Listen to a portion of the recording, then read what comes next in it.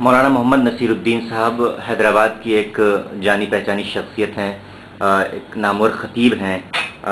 2004 नवंबर में गुजरात पुलिस ने इनको अरेस्ट किया था, बल्कि गुजरात 2002 राइट्स के बाद ही से पुलिस इनके ख़िलाफ़ चार्जेस लगाना शुरू कर दिया था। इनको अरेस्ट करने के लिए प्लानिंग कर रही थी, लेकिन 2004 नवंबर में अरेस्ट किया।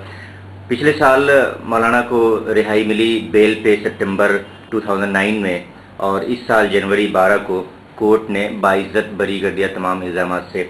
मैं मुमताज़ आलम Falahi, new Delhi correspondent TruthService.net, इस वक्त गुफ्तगू कर रहा हूँ मौलाना मोहम्मद नसीरुद्दीन साहब से। पूरी तफसील उनकी ज़िंदगी के बारे में, किस तरह से पुलिस ने अरेस्ट किया, इल्ज़ामात लगाए और फिर अदालत ने उनको बरी कर दिया। मौलाना, अरेस्टिंग से पहले आपकी ज़िंदगी जो थी, मुख्तसर सा मुझे बताइए इसके बारे में। मैं जमात इस्लामी का मेंबर था अपनी बिल्कुल नौजवानी से।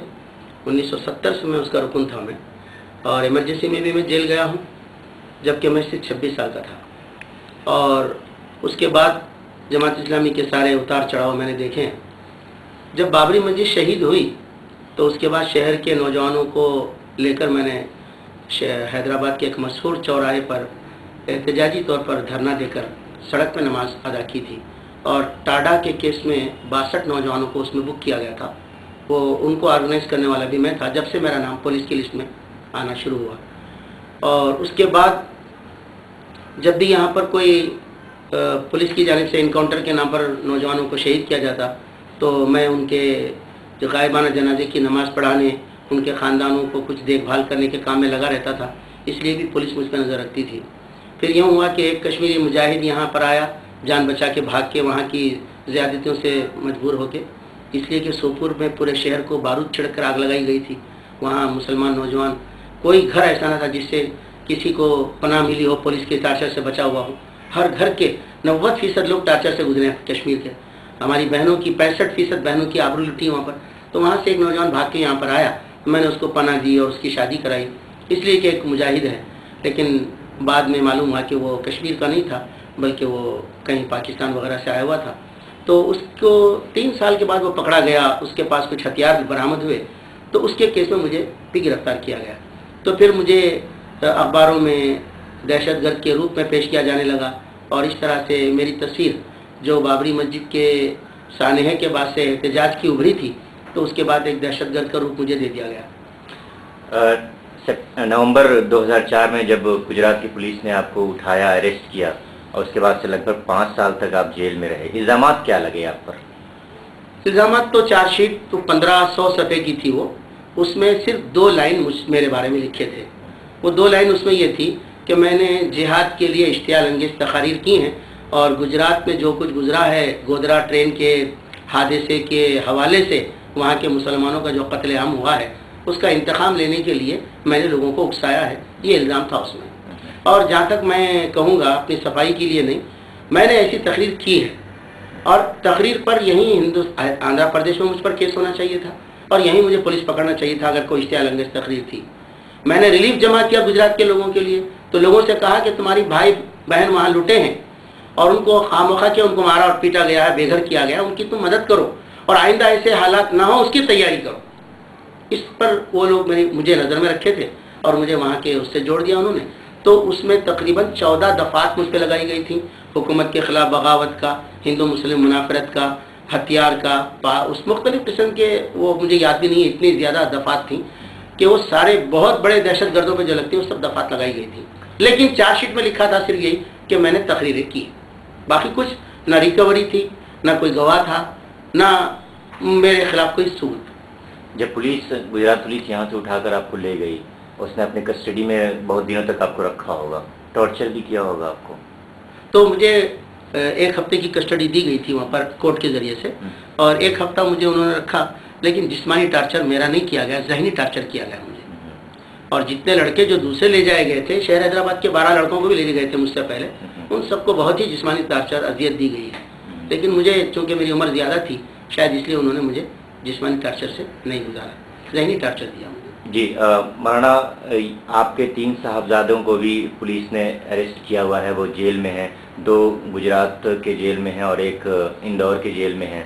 ان پر بھی اس طرح کے بہت سارے الزامات لگے ہیں. آپ ان کے بارے میں بتائیے, کیوں پوری فیملی, آپ کی فیملی کو پولیس نے نشانہ بنایا؟ ہاں, میں یہ بتاؤں کہ پوری ہماری فیملی جماعت اسلامی سے متعلق تھی, اور 2000 میں جماعت اسلامی نے یہ پولیس کیسوں کی وجہ سے گھبرا کر ہم کو جماعت سے خارج کر دیا.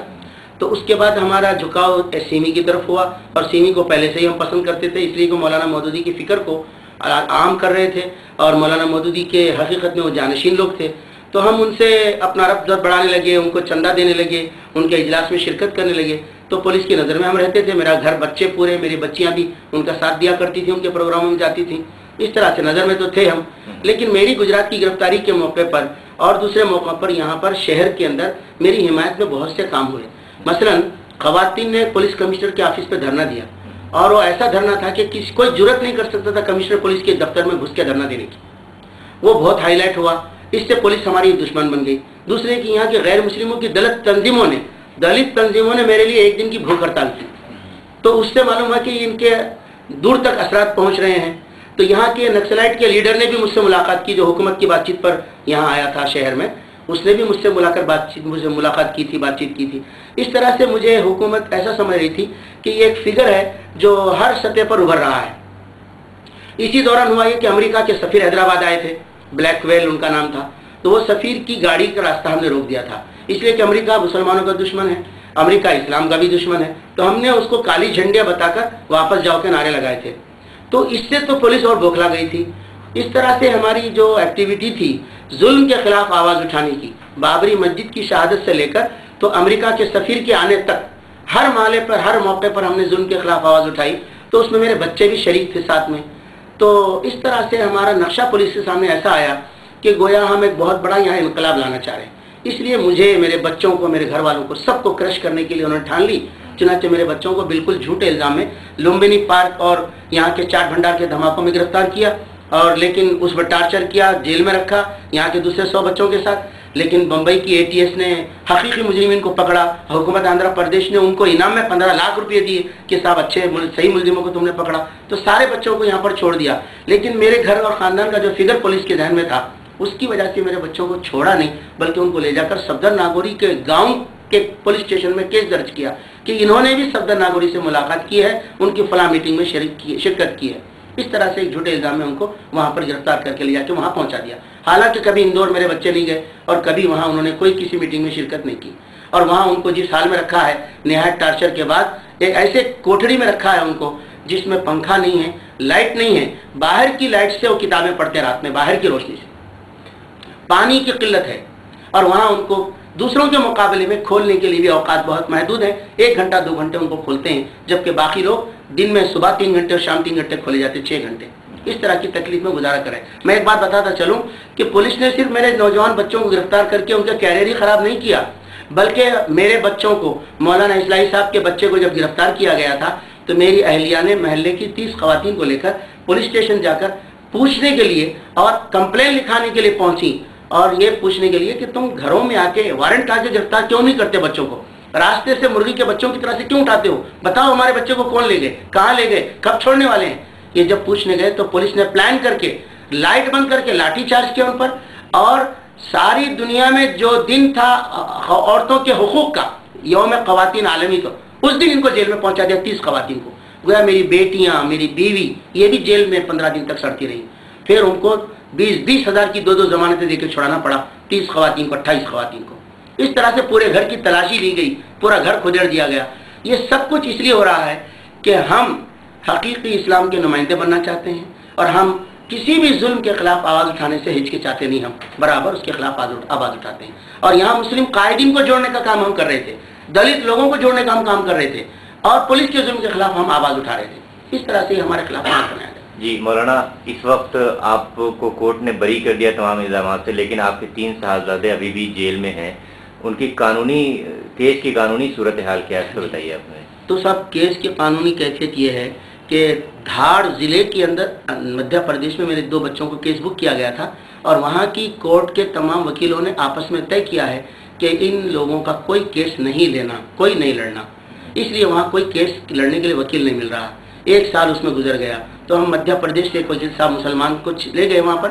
تو وکیل صاحب جب ہمارے بچوں کی طرف سے اور دوسرے سیمی کی بچوں کی طرف سے پیش ہوئے تو بھری عدالت میں وہاں کے وکیلوں نے ان کو پاڑ دیے، ان کو انک پیڈ کا ان کے منہ پہ لیپ دیا، انک لیپ دیا، اس طرح سے کوئی وکیل نہیں مل رہا تھا، تو مجبوراً وہاں سے منتقل کرنے کے لیے اپیل کی گئی، تو وہ اپیل تقریباً 6 مہینے کے بعد منظور ہوئی ہے، اور ابھی وہ اندور کو منتقل ہوا ہے کیس، لیکن ابھی کمٹمنٹ نہیں ہوا، کوئی کورٹ الاٹمنٹ نہیں ہوئی ہے، بغیر کسی کیس کے ابھی تک 2 سال 1 مہینہ ہو گیا بچے جیل میں سڑ رہے ہیں۔ تو ہم مجبوراً سپریم کورٹ کا دروازہ کھٹکھٹانے کے لیے پہنچے ہیں، اور وہاں ہمارا ان بچوں کی بیل کے لیے ایڈمیشن ہو گیا ہے، لیکن ایڈمیشن پہ بحث ہونا باقی ہے۔